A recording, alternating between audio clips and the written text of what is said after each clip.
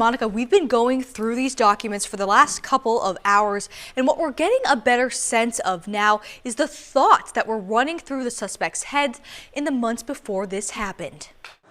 Frustration is growing in Lewiston, Maine, as it becomes clear that Robert Card's declining mental health was known to law enforcement months before police say he shot and killed 18 people and injured 13 others.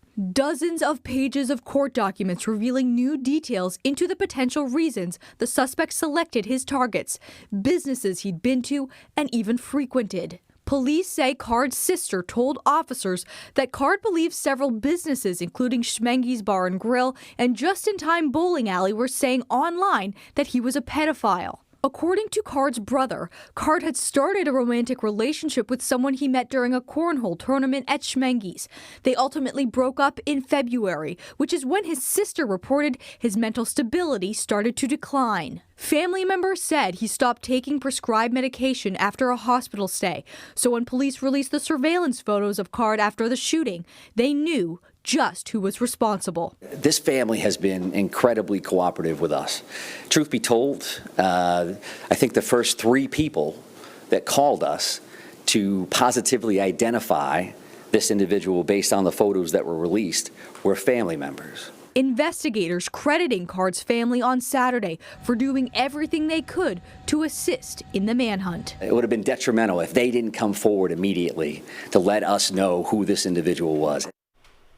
Now, the documents also say that Card believed his family was part of an entire conspiracy against him, but police say they still came forward before and after the shootings with their concerns. We're live in the studio tonight. Ariel Metropolis, WMUR News 9. All right, Ariel, thank you. And also tonight, a sheriff in Maine is defending how his agency handled the concerns raised by the gunman's family and also colleagues at the Army Reserve. Those warning signs coming several months before these deadly shootings, but deputies never actually spoke directly to the suspect about them.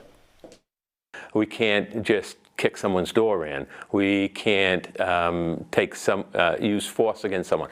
Saginaw County Sheriff Joel Merry telling our sister station WMTW he stands by how his department handled concerns about the gunman in Lewiston. It was in May. Robert Card's family told a deputy about what appeared to be a deteriorating mental health condition and that he had recently picked up 10 to 15 handguns and rifles from his brother's house. Then, in September, a text message from one of the shooter's Army Reserve colleagues that said he was concerned Card was, quote, going to snap and commit a mass shooting. Deputies twice went to the gunman's home but never saw him. The department then issued an attempt to locate to other agencies. We looked at what was done as it aligns with our policy, and I can say that we did worked within our policy. Does policy need to change now?